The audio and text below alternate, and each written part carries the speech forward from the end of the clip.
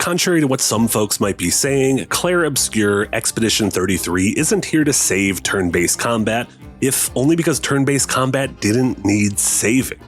Now, I am deep into Act 3 of Expedition 33, and I'm absolutely loving it so far. The story does an amazing job of introducing the setting, characters, and stakes of your adventure, leading to a propulsion when you finally set off into the world. Said world is undeniably gorgeous, delivering a great sense of style with its magical realism, and the fantastic soundtrack has already joined South of Midnight as some of my favorite video game music of 2025. But apart from all of that, the aspect of Expedition 33 that's been getting the most attention seems to be its turn-based battle system, and that's because it is genuinely excellent. Its unique party members add depth and strategy to each encounter. The emphasis on tactical management of turn order evokes heavy shades of Final Fantasy X. And all of that is layered within the reactive timing of button presses to bolster your attacks, dodges, and parries, like a nice blend of Paper Mario, Shadow Hearts, and Lost Odyssey. All of this is presented with a strong style that draws a lot of comparison to the Persona franchise. It's also just hella French, which I love. Any game that lets me dress up like this and smack down a mime gets a wah putain in my book. Of course, like any game, Expedition 33 isn't without its flaws. As someone who likes exploring every nook and cranny of a dungeon, some kind of minimap would have been immensely helpful. Along with this, the game world is occasionally so detailed and so vibrant that it can be tough to parse out a treasure until you're right on top of it. This looks almost too good effect extends into battles, as I think a slight reduction in on-screen noise and effects would help make timing your parries, dodges, and attacks a bit more manageable. And for those longer fights that lean on the tougher side, an ability to quickly restart the battle would have been nice. But all of those are relatively minor nitpicks in an otherwise wonderful game, plus they could all mostly be fixed with updates. And what we're left with is a combat system that I've seen a ton of folks online proclaim to be the new savior of turn-based JRPG formula.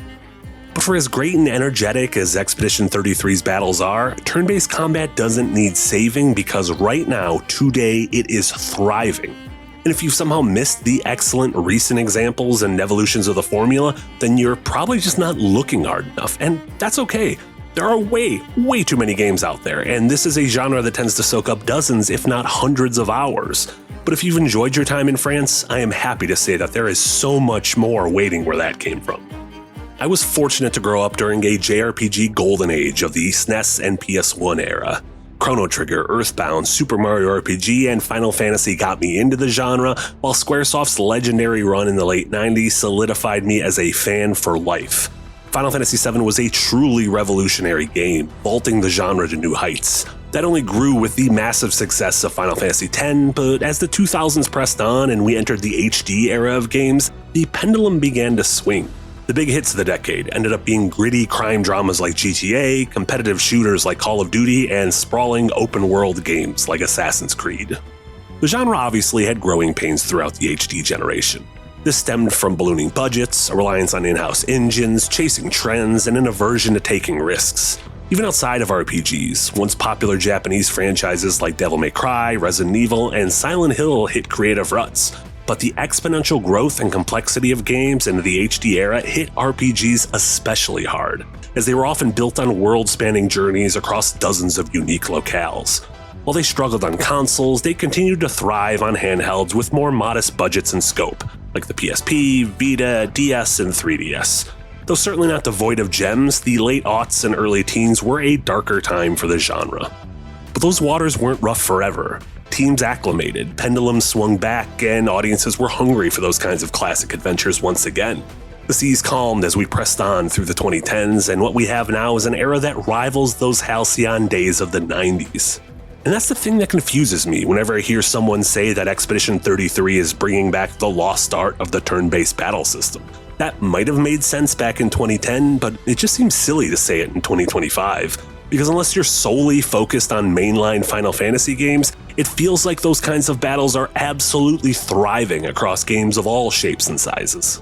Atlus is a prime example of a developer and publisher who has never stopped championing this kind of combat in games. Over the past decade, we've seen Persona grow from a relatively niche franchise to a legitimate event series, with Persona 5 propelling things to the next level. Just last year, we got Persona 3 Reload, there are rumblings about a Persona 4 remake. Rewind headed our way alongside the inevitable Persona 6. Shin Megami Tensei 5 finally left its Switch prison, and Metaphor ReFantazio, which just might have the most stylish take on turn-based combat I've ever seen, gobbled up awards last fall. But it's not like it's just Persona and Persona-adjacent games that are doing it. The last two mainline Like a Dragons have adopted a turn-based battle system that brought a breath of fresh air to the absurd melodrama. Over at Square Enix, we've seen the likes of Octopath Traveler, Live Alive, and the Dragon Quest HD remakes add a new coat of paint to the classic forms of combat. And just last month, we got the 100 line Last Defense Academy, a new tactical RPG from the creators of Danganronpa and Zero Escape. I'm only a few hours into that one, but I have been absolutely loving it, and I wish that I had a secret 8th or 9th day every week that I could just devote to getting lost in it. Then there's Nintendo, who have no shortage of turn-based games as pillars of their lineup. Pokemon is obviously the big one here, and I'll be curious to see how the combat evolves in the next mainline game for Switch 2 that is sure to come after Legend ZA. There's Fire Emblem, which gained new heights in popularity thanks to the success of Three Houses, and Mario RPGs keep trucking along, most recently with the Thousand Year Door remake alongside Brothership. And of course, it's not just big budget games that still evolve the turn-based formula. Indies like Sea of Stars, Chained Echoes, Instars in Time, and Bug Fables all put their own spin on it, with new games that look to do the same popping up constantly, most recently Threads of Time.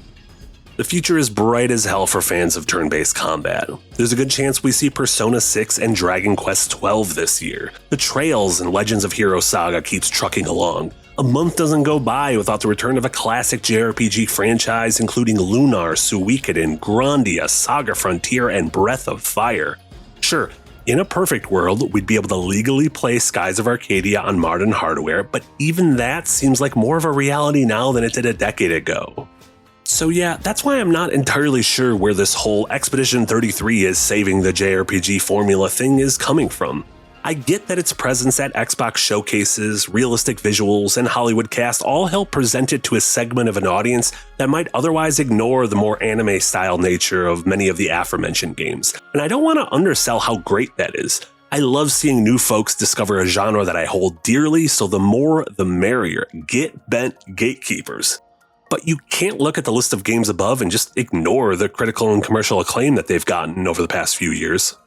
Honestly, it feels like the reason this narrative exists is solely pointed at mainline Final Fantasy games. It's no secret that the series has pivoted away from turn-based combat over the past decade, especially with the likes of 14, 15, 16, and the 7 remake trilogy. But while it might be a hot take, I think these games are every bit as quote-unquote Final Fantasy as the adventures of Zidane, Terra, and the Heroes of Light.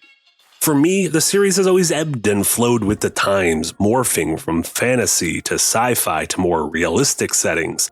Final Fantasy is a vessel for whatever its creators at the time want to fill it with. Sometimes that resonates with an audience stronger than others, but the way I see it, it's always been that way. I kinda love that everyone seems to have a completely different ranking of their favorite games in the series. Will Square look at the success of Expedition 33 and make some changes to Final Fantasy going forward? Honestly, I doubt it. I'd bet that Final Fantasy XVII is well into production right now, and while it might be some kind of return to a more classic form of combat, I don't imagine that this game will impact that one way or another. But right here, right now, I honestly think is the best time in history to be a fan of JRPGs and turn-based combat. For me personally, hardware like the Switch, Steam Deck, and various handheld emulators have gotten me into so many more RPGs that were collecting dust on my backlog. Removing all of those new releases I mentioned before, just over the past year or two, I have jammed through replays of the first 9 Final Fantasy titles, several Breaths of Fire, and Grandia games, Kudelka, Xenogears, Parasite Eve, Skies of Arcadia, the Paper Marios, half a dozen Personas, and a whole mess of Pokemon. The sheer volume of big new games, remasters, compilations, and just ubiquitous availability across multiple platforms makes this the easiest time to experience the genre's past, present, and future.